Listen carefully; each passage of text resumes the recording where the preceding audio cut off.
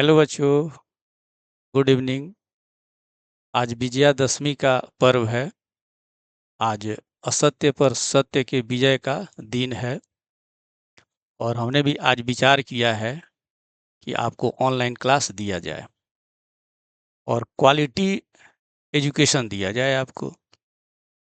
तो हमारा मानना है कि बच्चे की ढेर सारी वैरायटियां होती हैं, ढेर सारी वैरायटीज होती हैं और गुरु और शिष्य का तालमेल बना रहे।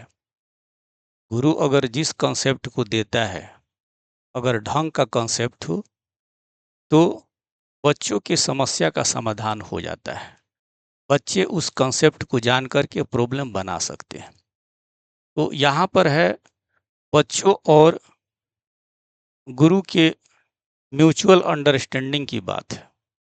अगर कॉन्सेप्ट ठीक मिलेगा तो बच्चे उस प्रॉब्लम को खुद से बना लेंगे। तो चलिए, आगे जिस तरीके का इन्फॉर्मेशन होगा, किस तरीके के बैच को मैं फॉर्म करूँगा आपके लिए, तो उसका इन्फॉर्मेशन बाद में हम देते रहेंगे। वह फेसबुक के माध्यम से भी हो सकता है, यूट्यूब के माध्यम से भी हो सकता है और इंस्टाग्राम के भी माध्यम से हो सकता है। तो आज हम एक अच्छे प्रॉब्लम को बताना चाहेंगे। डेफिनेट इंटीग्रल का एक प्रॉब्लम है। डेफिनेट इंटीग्रल का प्रॉब्लम है। प्रॉब्लम यह एनसीईआरटी का ही है, लेकिन अच्छा प्रॉब्लम है।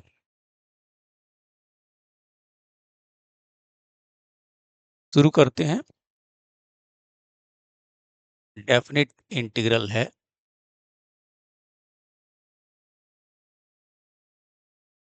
इंटीग्रल का लिमिट दिया हुआ है 1 to 2। लोअर लिमिट 1 है, अपर लिमिट क्या है, 2 है और इंटीग्रांड है e to the power 2x into 1 by x minus 1 upon 2x square.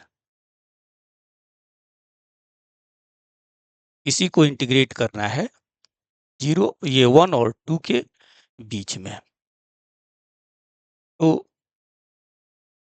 हम एक कंसेप्ट जानते हैं, हम एक रिजल्ट जानते हैं। Integral of e to the power x,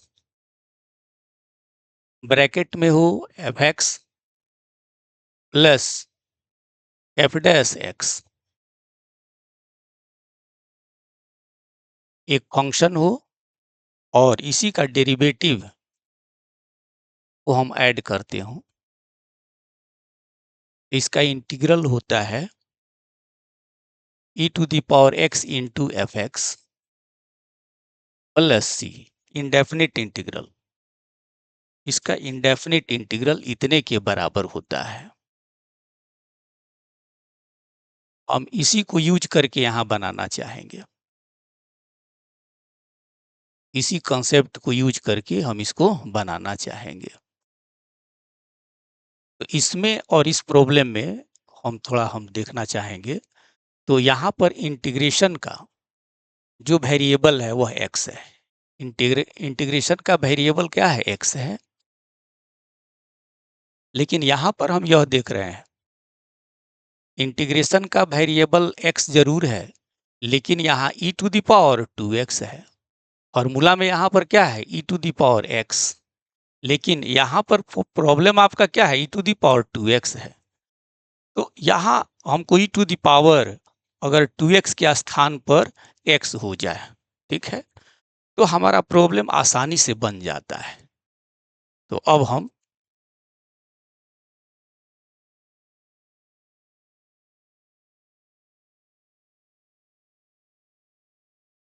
इसमें सबसे पहला काम हमारा ये होगा कि e टू द पावर जो ये 2x बैठा हुआ है, ठीक है, इस 2x को x बना देना।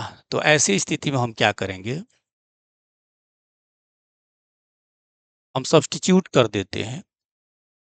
2x को y सब्स्टिट्यूट कर देंगे, z सब्स्टिट्यूट कर देंगे, t सब्स्टिट्यूट कर देंगे।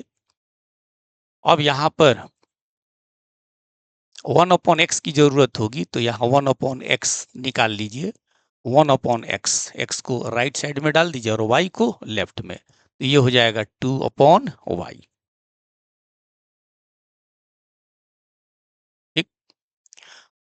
अब हम यहाँ पर dx निकाल लेंगे। तो dx क्या है? x का डिफरेंशियल। तो हम यहाँ पर दोनों तरफ इसका डिफरेंशियल लेते हैं। 2x का भी डिफरेंशियल, y का डिफरेंशियल। और डिफरेंशियल बताया गया आपको 2x का डिफरेंशियल होता है 2x का डेरिवेटिव, तो 2x का डेरिवेटिव 2 हो जाएगा, ठीक है। और इनटू डिफरेंशियल ऑफ x बराबर हो जाएगा डिफरेंशियल ऑफ y। अब यहाँ से हम dx निकाल लेंगे, तो dx हो जाता है 1/2 dy। ये dx का वैल्यू आपको प्राप्त हो गया। तो dx का वैल्यू हम यहाँ पर पुट कर देंगे, ठीक है। लेकिन यहाँ पर इस क्वेश्चन में इंटीग्रेशन का जो वेरिएबल है वह क्या है? x है, और हम इसको y में कन्वर्ट कर दिए हैं। तो हम यहाँ पर y के रेस्पेक्ट में अब लिमिट होना चाहिए।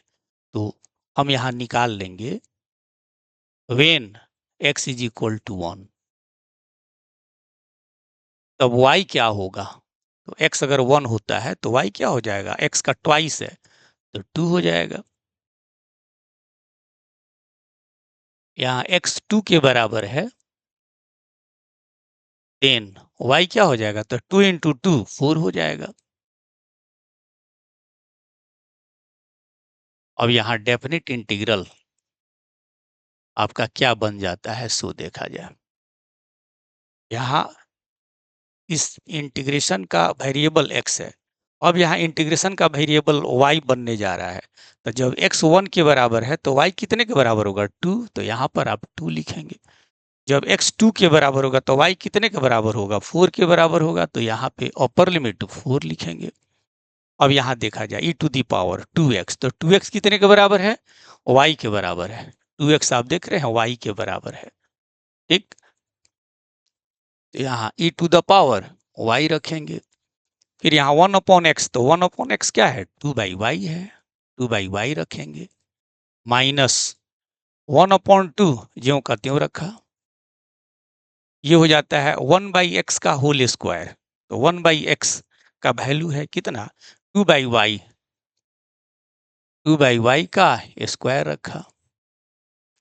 और फिर dx, तो dx is equal to 1/2 dy, 1/2 dy, ठीक है।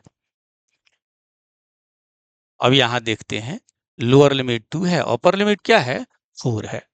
e to the power y, variable y आ चुका है, e to the power y।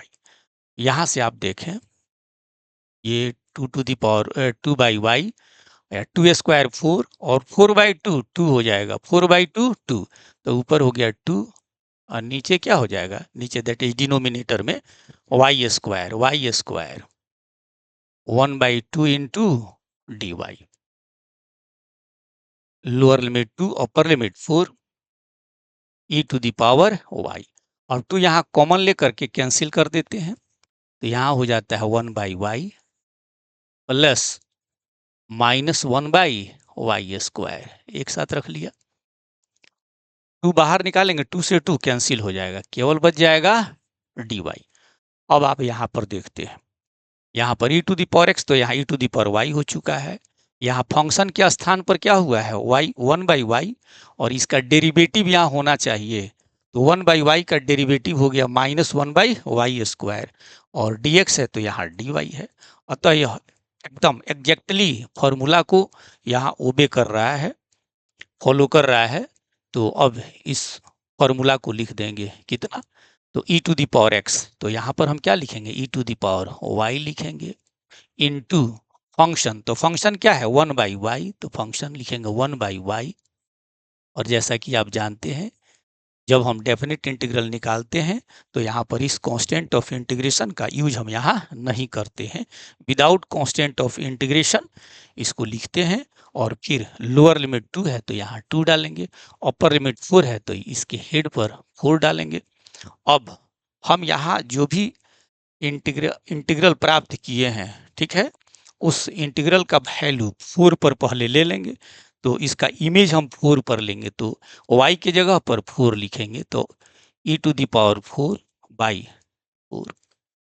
फिर यहाँ पर लोअर लिमिट का इमेज निकाल करके और सब्ट्रैक्ट कर लेते हैं, तो e टू दी पावर कितना हो जाता है 2/2।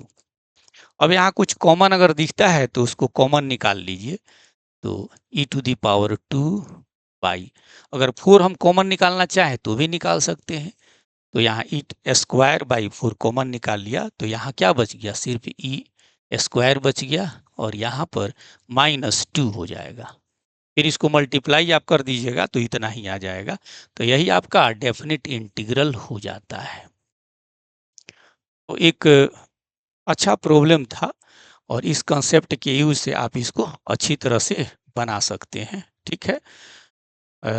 और ऐसे ही जो है अब हमारा प्रयास रहेगा, मेरा प्रयास रहेगा कि प्रतिदिन कुछ कंसेप्ट वगैरह आपको दिया जाए, कुछ प्रॉब्लम्स वगैरह दिया जाए। आज इतना ही, थैंक्स।